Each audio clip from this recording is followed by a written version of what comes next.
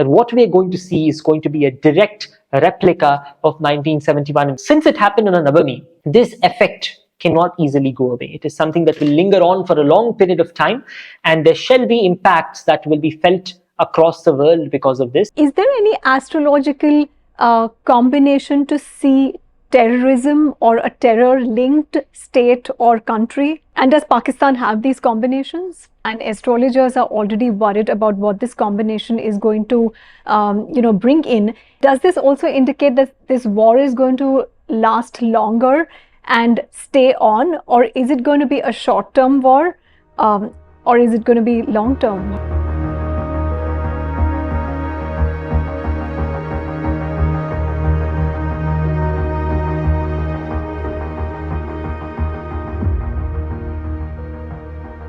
Exactly a year back, Abhigya Anand had recorded and put up a post on his channel, and I'm going to put up screenshots of that on my screen, and look at what he says. He says Pakistan may create a ruckus in the Kashmir region as we can see astrological flashbacks from 1965 and 1971.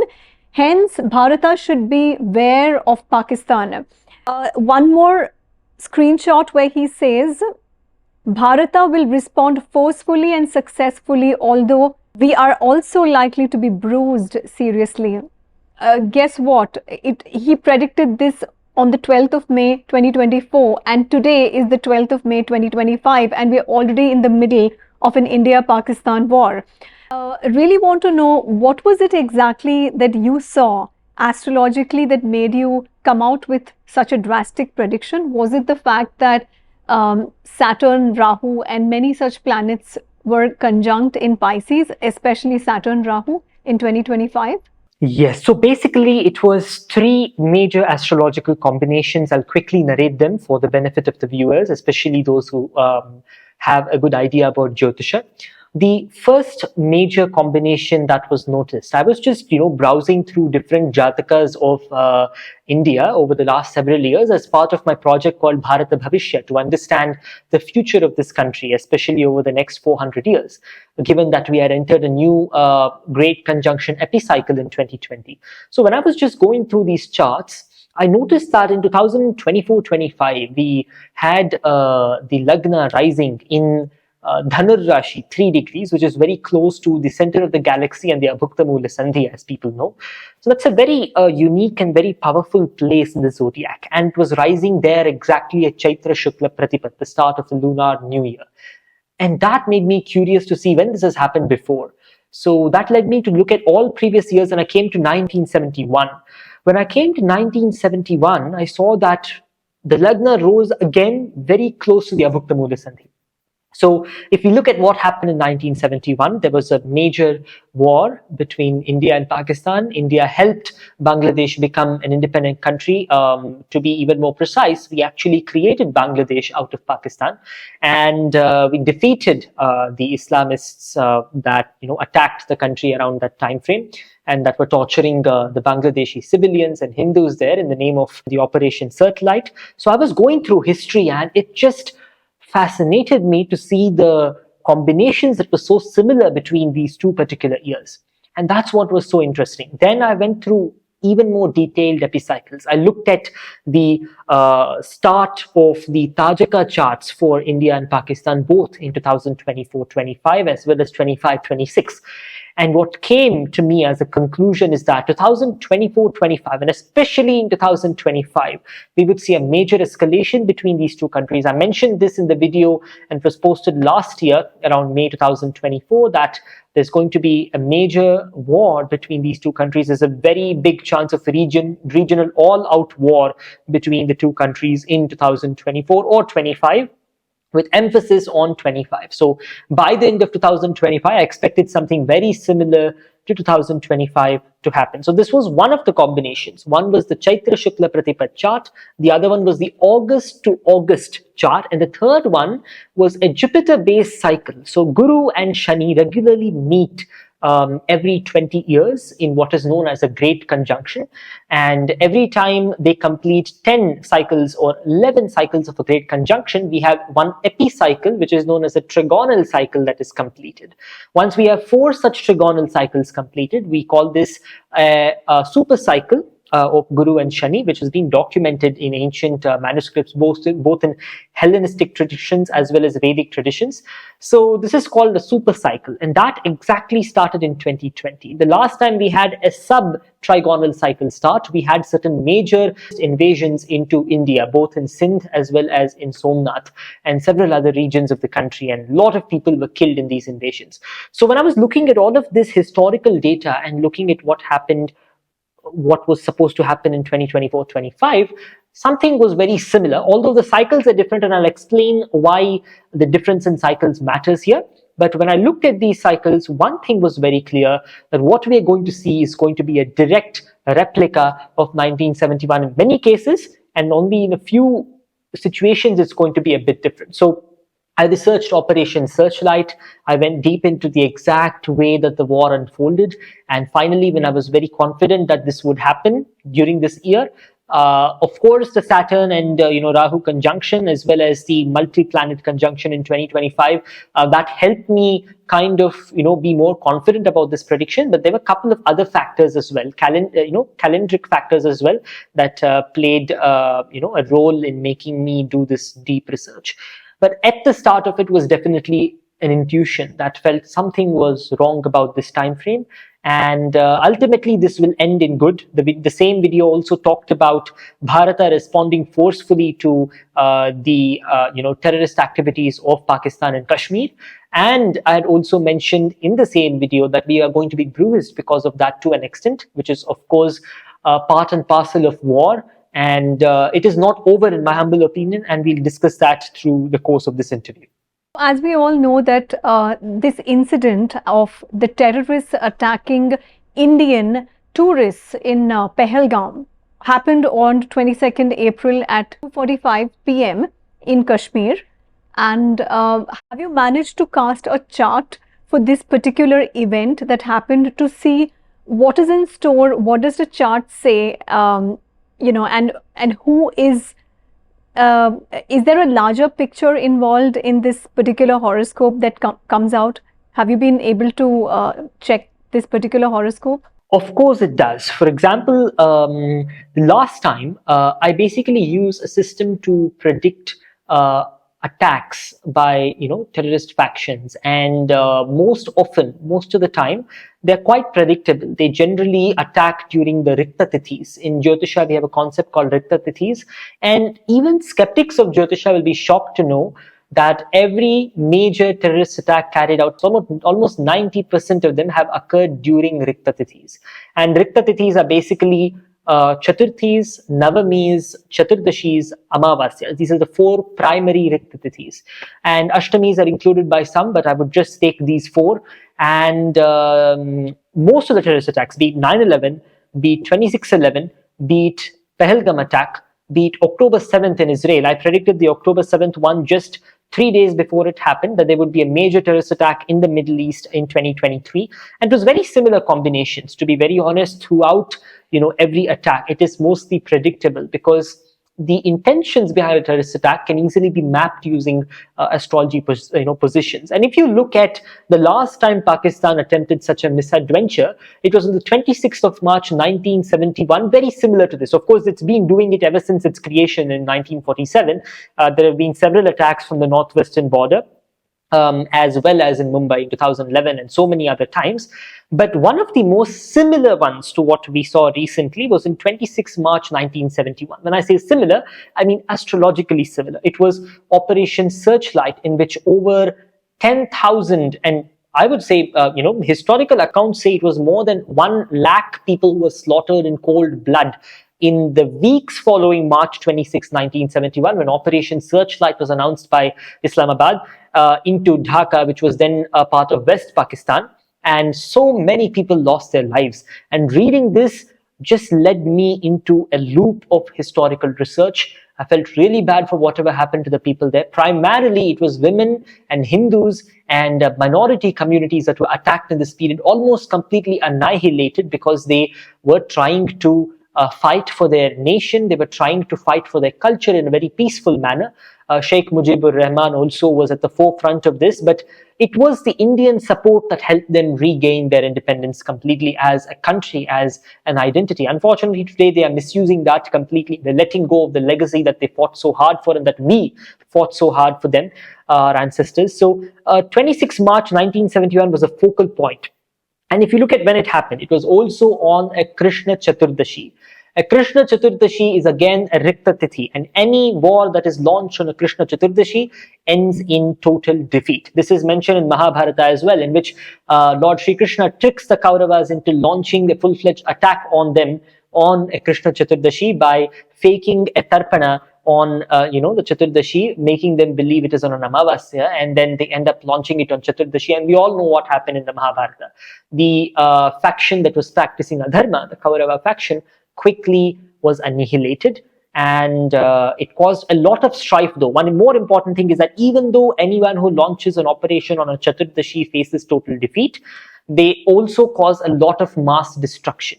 This Pahalgam attack occurred on a Navami, which is also a very powerful, dangerous tithi, by the way. Anything that happens on a Navami, any major event like this that hurt the fabric of our nation, that shook our nation completely, that made us all feel so angry, so terrible.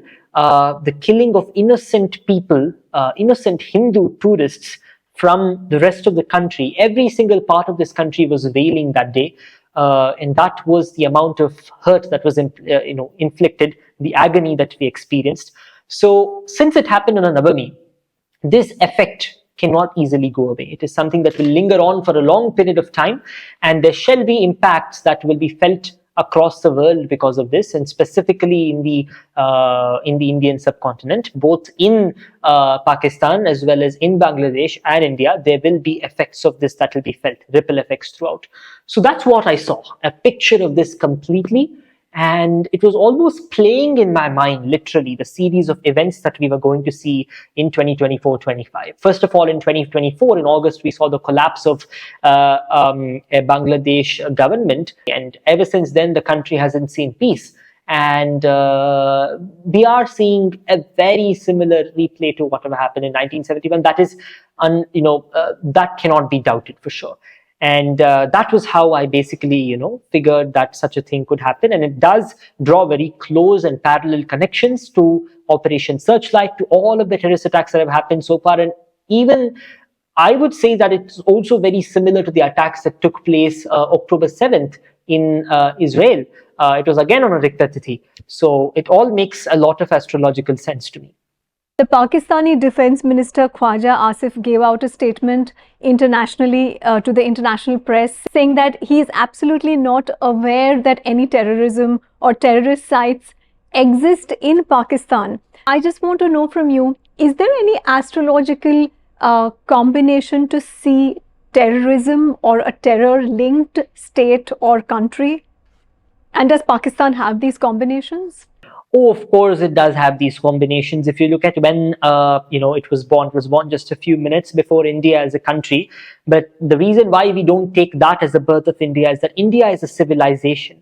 If you look at the Lahore Declaration and the speeches by the founders of Pakistan, every single speech was all about how Muslims are totally different from Hindus and how Muslims must have a separate nation of their own.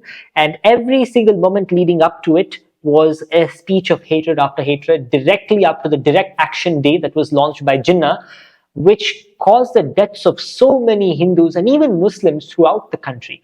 So if you look at the birth of Pakistan, it is a new nation and was born out of hatred, whereas India has a long history. We have a culture, we have a tradition. I would rather take the start of India to be on the modern day Republic of India to be on the 26th of January 1958 about 10:13 a.m. in New Delhi when we became a republic.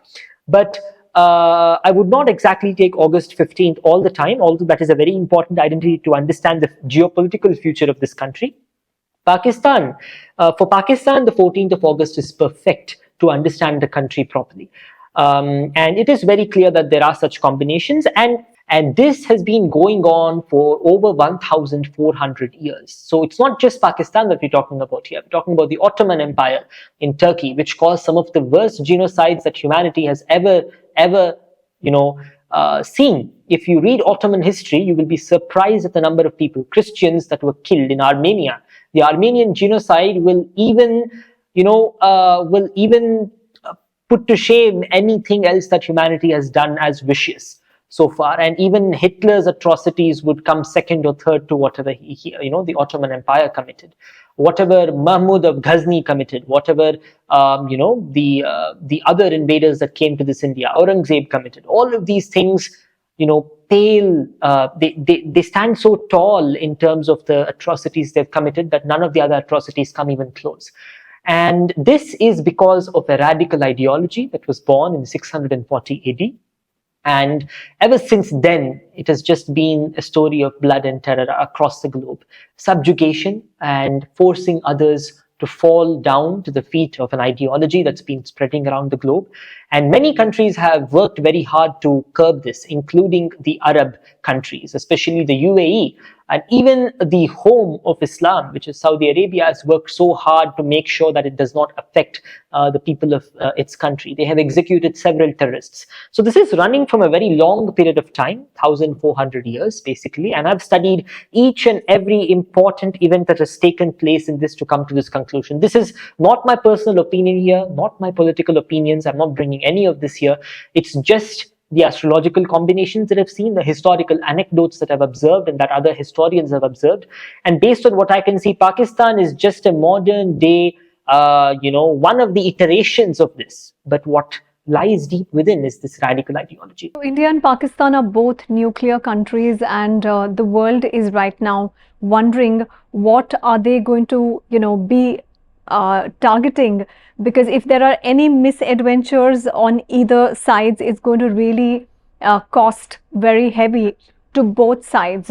You had made a statement in one of your videos where you wrote that some new powerful, advanced, devastating weapons to be tested. When was this prediction made, and what was the context for this prediction? This particular prediction was made one month before I published the India-Pakistan video. This was made in March 2024. And in May 2024, I published the video specifically mentioning India and Pakistan. In the previous video, I was not clear exactly where such an incident could occur. So I just mentioned that there could be testing of new advanced weapons, but later on I figured out the location as well. So they are two interconnected aspects. And in 2025, I still stand by that. You're going to see some new advanced weapons being tested. And I'm quite confident about this. Something that we have not yet seen on the battlefield yet will start to be used in a large scale. Drone warfare has already been seen in Russia and Ukraine. What I'm talking about is probably something different. It could be a new iteration of a drone technology, or it could be something completely different as well. So let's just hope it is not absolutely devastating like a nuclear bomb. Let's hope it is something more localized, so a lot of innocent civilians do not get affected because of this. And as Bharata, we always stand with ahimsa. That's a core principle of Bharata from an ancient age, when we were representing over 33% of the global economy, going by Angus Madison's GDP analysis of the ancient empires of the world. We never caused harm to any other part of the world. We never subjugated people. We never forced people to change their identities. We allowed freely any form of a civilization or identity to thrive around the globe. We traded with people. We were focusing mostly on our intellectual pursuits and for the help of humanity. And during our period of prosperity, we also did so many amazing, we actually brought so many amazing innovations to the world, including the number 0, which is behind so many things today.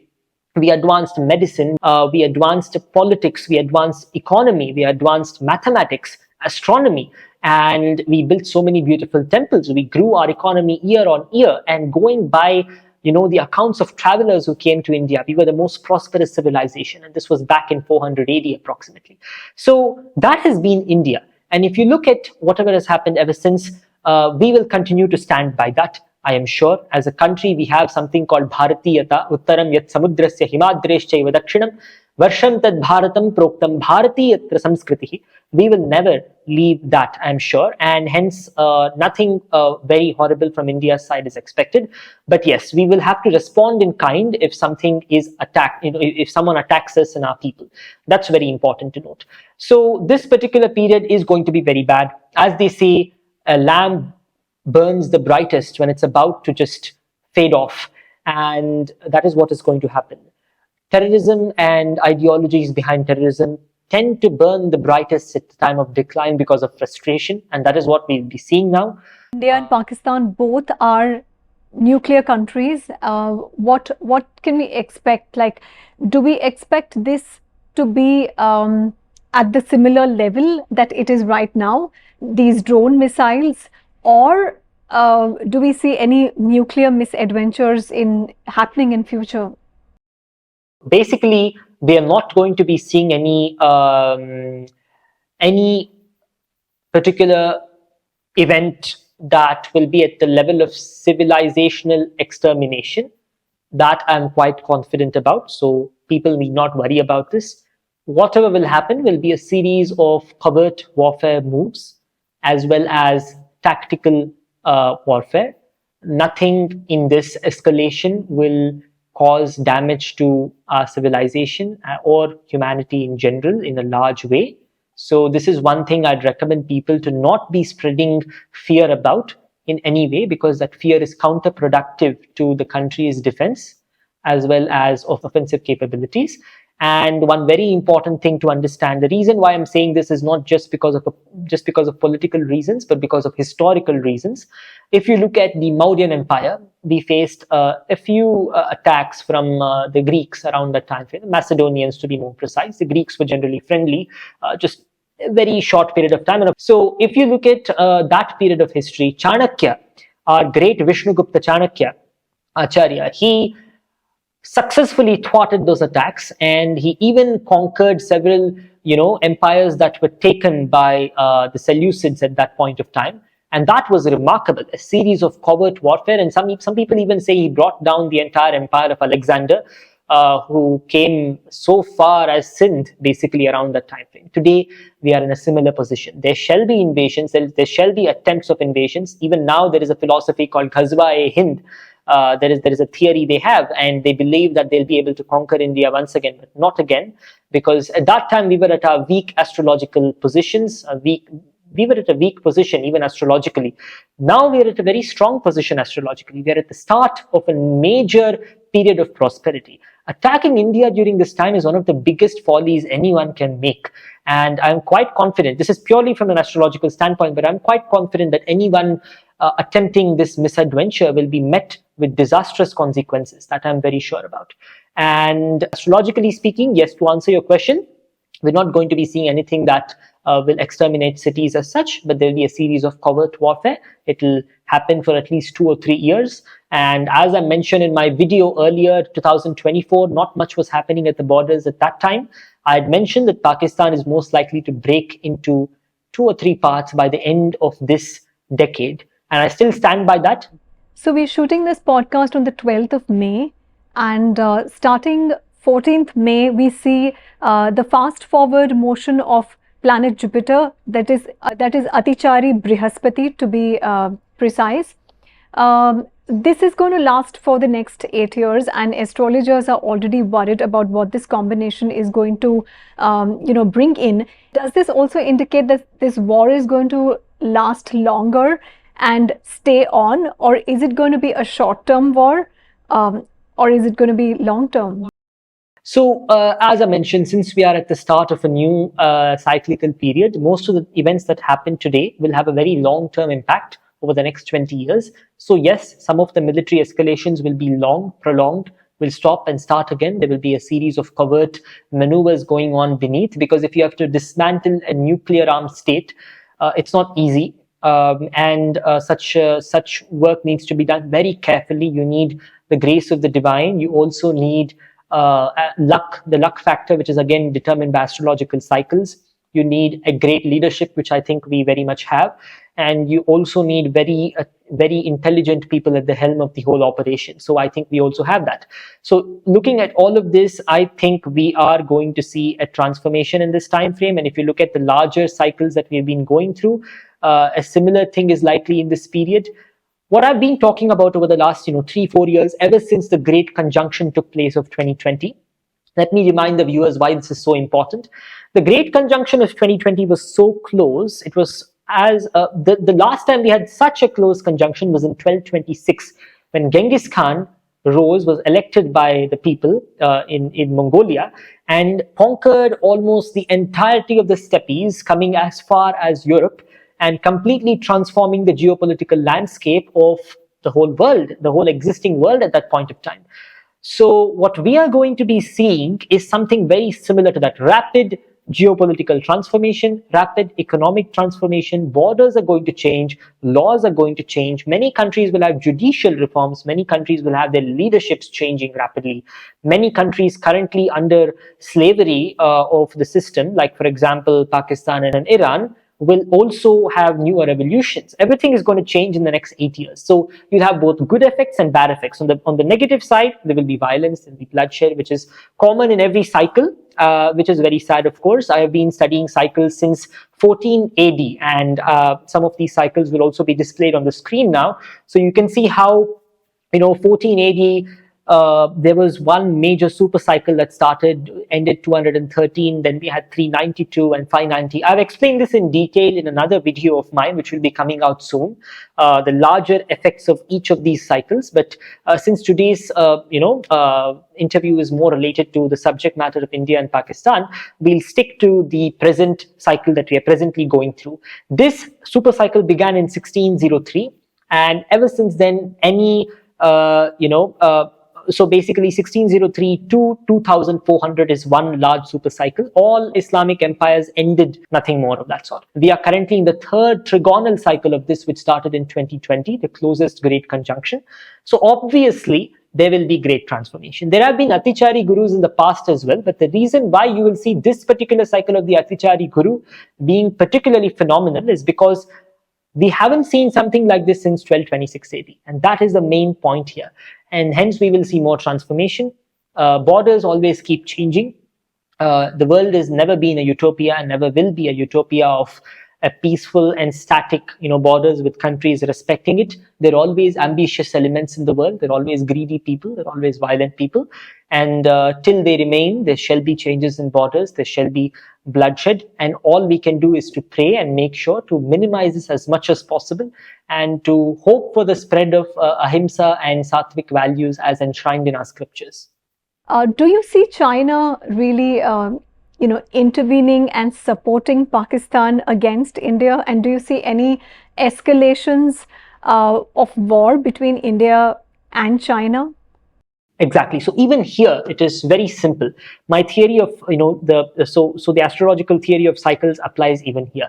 Any country aligning with a declining ideology is bound to decline. Any country aligning with a ascending ideology is bound to rise. It's a very simple thing: ascending ideology, ascending culture, or ascending geography. And unfortunately, China has been aligning itself with a declining ideology, a declining culture, and a declining society, that is Pakistan, since quite some time. And I'm sure the top rung of their leadership have already realized what they've gotten into, but they're too deep, their knees deep in it to be able to get out of it. And I'm sure they have a wise enough leadership to come out of it before danger strikes them as well. And that will happen very soon. Trust me and trust Pakistan that there will be trouble to China as well because of this particular unholy alliance. And I believe that this will also transform very soon, and China will realize where its interests are in the future. China's interests are with a peaceful country, a country that is looking forward to come out of chaos that it was in the last 400 years. India was in the depth of chaos in the last 400 years, and in 2020 AD, we have started a new cycle. We have more beautiful ideas. We have ideas for development, for transformation, for health, for economic progress, for social progress. So China obviously knows where this is going, and they will very soon desert Pakistan. It's just a matter of time.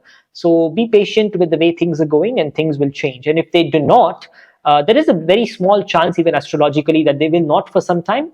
And in that case, I'm quite confident they will also be hit by similar problems, and then they will realize and they will come out of it. China is an advanced civilization. They know where their interests lie, and I'm sure their interest lies very connected to India. This is how it has been for the last 3,000 years. China and India have had, at best, very good economic relations. At worst, silence. We have not been connected that much. So let's hope that we look forward to constructing a more beautiful future together, rather than say aligning with declining and rotten ideologies of the past. What about the end of the year? What about months like October, November, December? Are they going to be war escalations, or is it going to come down? Are we going to see more of it in July and then it tempering down, or is it going to still last and carry on till the end of the year? I have researched on this subject in depth, July, October, November, and December, but somehow felt that it's better not to, speak about particular months and particular dates in this situation, so as to not, cause any untoward effect. We're not sure exactly how the public is going to take any of these assumptions, I would say, but I will give a few insights and a few clues. Yes, July of this year is going to be hectic, and even June is going to be quite escalatory in nature. Things are going to change very soon, July and June, both of these months. And the end of this year also is going to be quite hectic. And as I mentioned in my previous video itself, by the end of this year, we will see something again escalate, and more harm to Pakistan is likely. I mentioned in the same video that Bharata will respond forcefully and successfully. We did that with Operation Sindoor on the 7th of May, which was forceful. We launched deep strikes into the country, which was successful as well. And of course, we also had, retaliatory strikes from Pakistan, in which we were also bruised a little bit. And there will be some more bruises, but we will respond once again. I don't feel it is over. In that video, I had mentioned that it will end quick and fast. But upon closer examination conducted recently, I believe that this is not likely to end fast. Of course, it ended temporarily, very quickly, quicker than what most people expected, but it is going to come back once again, and it is going to surprise a lot of people. It is going to start once again when none of us expect it to start. It's most likely towards the end of this year, there will be a very strong effect on Pakistan as well. 2029 and 2032 are very important periods. We call this a great opposition time frame. Every 20 years, we have a great conjunction in which Guru and Shani come close together longitudinally. Latitudinally, they come very close to each other once in about 800 years, or it's an erratic cycle that way.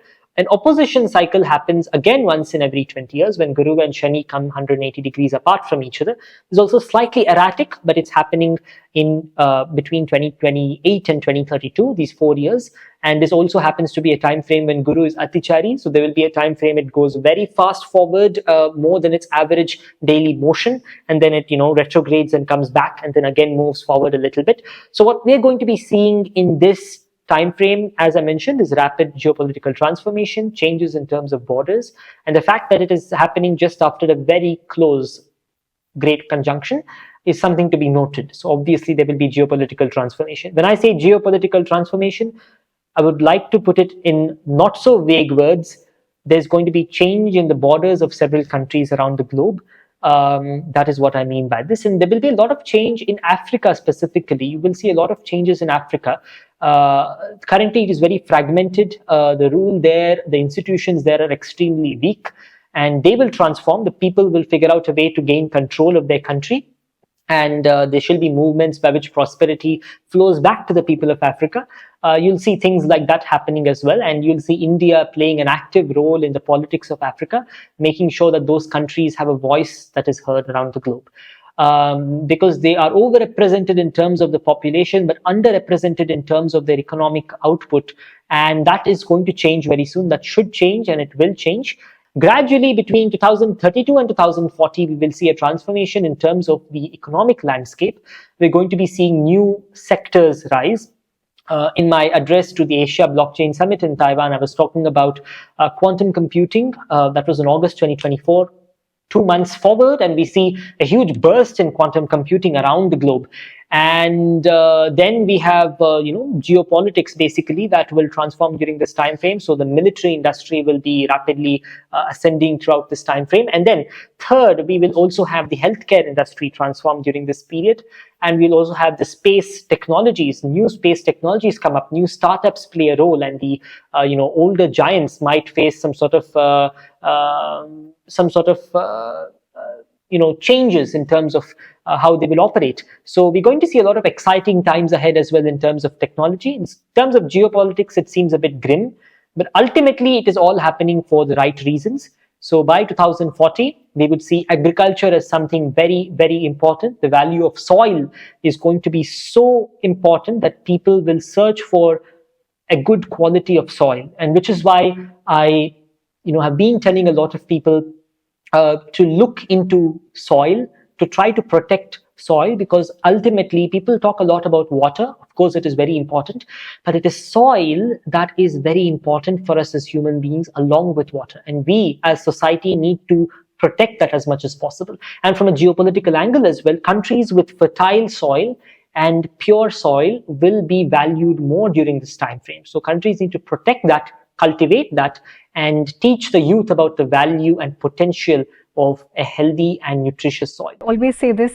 when I'm wrapping up, that please understand that this show and whatever we speak here is purely astrological.